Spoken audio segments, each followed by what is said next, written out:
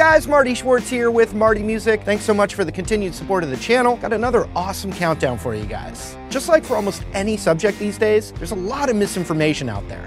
Whether it's coming from your know-it-all cousin or some Russian oligarch, it's vitally important to know which statements about guitar and guitar playing are actually true. So today, we're debunking some of the biggest guitar myths out there. Let's get bunking.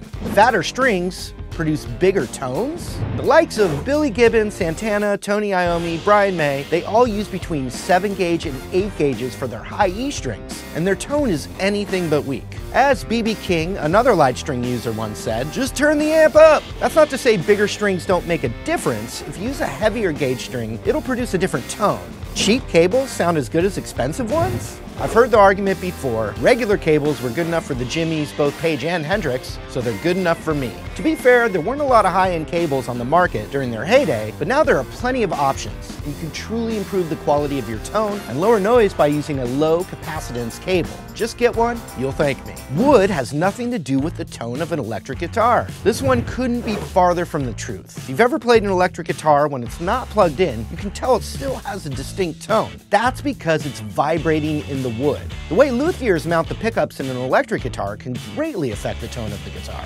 Dwayne Allman famously would brag about the unplugged tone of his guitar and would often point to the type of wood used. Positions 2 and 4 on a Strat are out of phase. It's actually the positioning of the pickups that give it this out-of-phase sound. It has to do with the distance between the pickups and how the string vibrates, which is completely unrelated to the electronics. If you were to actually put the center pickup out of phase, the output of the 2 and 4 positions would sound extremely weak. High-end guitar picks don't sound any better than the regular ones. I'm a recent convert on this one, to be honest. Someone gave me a $40 guitar pick and now I'm sold. They cleanly side off the string, they have better attack, and generally produce a better tone. I even get more volume out of my instrument, whether I'm playing acoustic or electric.